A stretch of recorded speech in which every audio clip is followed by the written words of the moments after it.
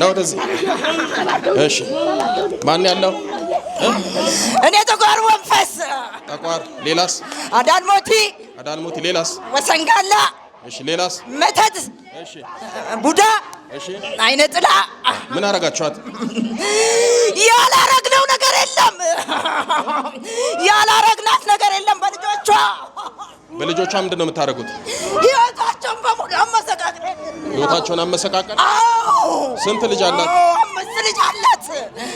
አምስት ልጅ አላት የሱዳን መተት አለ ቆራቢ ነች የካም ባለቤት ነች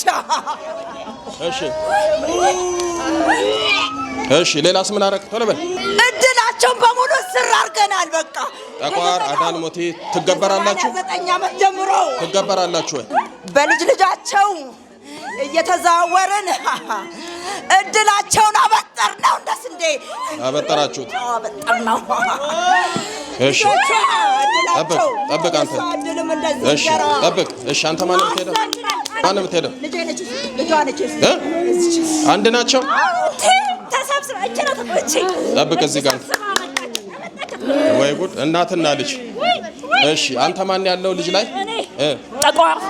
ጠቋር አዳልሞቴ ወሰንጋላ አይነጥላ ቡዳዛር ቡዳ መተት የደብተራ መተት የድል መተት የአይምሮ መተት ሰማችሁ አይደል እሷ ጋር ያለው በሙሉ ማጋ አለ እቺ ጋር አለ አብሮ ይወለዳል አብሮ ያድጋል ከቤተሰብ ይዋረሳል አብሮ ይመጣል እሺ ምን አረካት እሷን ህይወቷን በላክ እሺ ብክንክን ይሰራሉ መና አባቷ ደግሞ እኮ ካህን ነው አባቷ ካህን ነው አለ አባታቸው የለም አልመጣም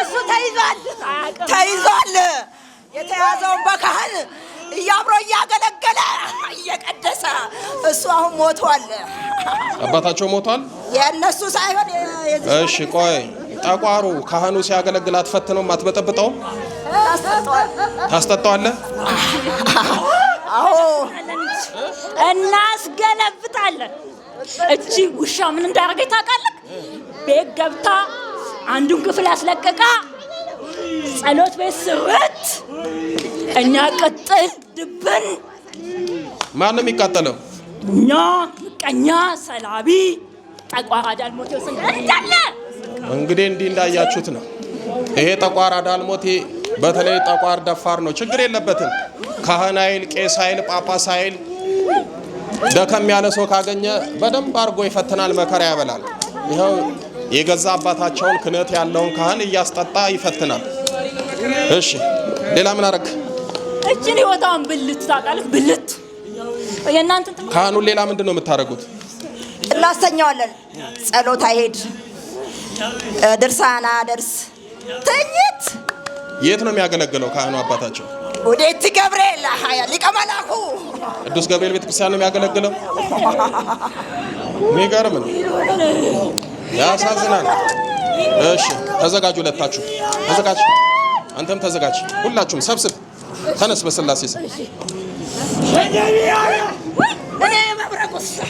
ተንበርከክ ላነዳት የነበርኩት ማን ደም ያለው የሱዳኑ ላነዳት ክረምት ሲመጣ እያግለበለብኳት እንድትቃጠል በመብረቁ የት ነው የሚኖሩት እነሱ በሱዳን መተት የት ነው የሚኖሩት ከደብረ ዘይት ነው የመጡት እሺ ተንበርከክ ሁለታችሁ ተንበርከክ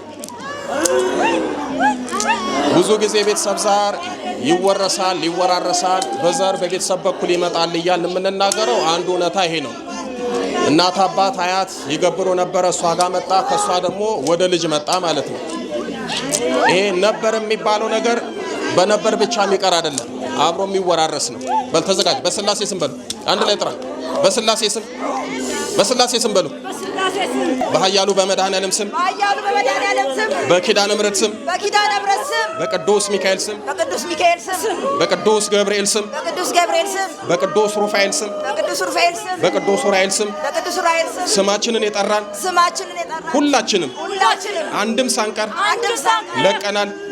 በስላሴ ስም ለዘላለም በሲኦል ታስረናል። የዘጋነውን እድላቸውን በኪዳነ ምሕረት ስም በል ከፍተናል። የመጨረሻችን ነው። በል 7 ወጪው እናውጣ አንድ ላይ ተለበል። 1 ቀጥል፣ 2 ቀጥል፣ 3 ቀጥል፣ 4 5 6 በል የመጨረሻ ገንዝና ሊቀ መላእክቱ ቅዱስ ገብርኤል በስላሴ ስም ሲኦል ያወርዳችሁ።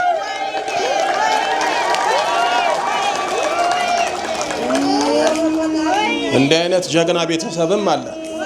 የካህን ቤተሰቡ ነው። ካህኑ ቢደክምም እነሱ ከካህኑ ተሽለው ቀጥቅጠው ያሸኛሉ። ቢሆኑ እኮ ካህኑ ነበር አይደል ቤት መሸኘት የነበረበት። ይህንን መንፈሱ ጣቢል ይወጣል አይወጣም? ይወጣል። ክህነት አለ። ምናልባት ማታ ያስተማርኩት ትምህርት አለ። እሱም አዳምጡት እሺ። ምክንያቱም ለካህናት ክህነት ብቻ አይደለም መንፈሳዊ ኃይል ያስፈልጋል። ጌታችን ለቅዱሳን ሐዋርያት ስልጣንም ኃይልም ሰጣቸው ነው የሚለው። ክህነቱን ይይዛሉ። ጾም፣ ጸሎት፣ ስግደት ከሌለ ኃይሉ አይኖርም። በዚህ የተነሳ ይኸው ቤተሰባቸው ይመሰቃቅላል። ደህና ነሽ? አታልቅሽ። ባለቤትሽ ካህን ናቸው? አዎ። አይጸልዩም፣ አይሰግዱም፣ ቤተክርስቲያን አይሄዱም፣ ተኝተው ነው የሚውሉት? ይሄዳል። ግን በጣም ችግር አለ፣ ብዙ ነገር አለ ቤታችን ውስጥ። አባትሽን ጸልይት ያለሽ አይደል? ያለውን ችግር አውቃለሁ። እሺ። ግን በቃ ያው ይይዘዋል፣ ይተኛል። ቤተክርስቲያን ኪዳን በሚገባበት ሰዓት አይሄድም። እሺ። እና እኔ የእናንተን ትምህርት አረብ ሀገር እያለሁ ነው የሰማሁትና ከዛ መጥቼ ወይና አምባ ማርያም ሳገለግሉ እኔ መጥቼ ነበርና እዛም የሆነ ምልክት አሳይቶ ግን ተደበቀና አደፈጠና እንትን አልኩ።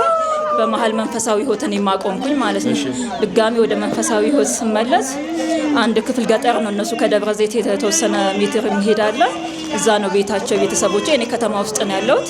ከዛን የመምህር ተስፌን እናንተን እየሰማውን አንድ ክፍል አስለቀቅኩኝና የጸሎት ቤት በራሴ ሰራውላቸው። ግን በቃ እዛ ምልክት አሳየ። እግዚአብሔር ይመስገን። ጎበዝ ነሽ። አይዞሽ። መብራንን አመስግኑልኝ ብላለች። መብራንን አመስግኑላቸው። እንግዲህ የተያዙትም ካህን መጥተው ኪዳነ ምሕረት እንዲፈወሱ ታድርግ በሉ እስኪ። በእውነት ኪዳነ ምሕረት አባታችሁንም ትፍታላችሁ። አይዞሽ። እሺ በርቱ። መብራን ከእናንተ ጋር ትሁን።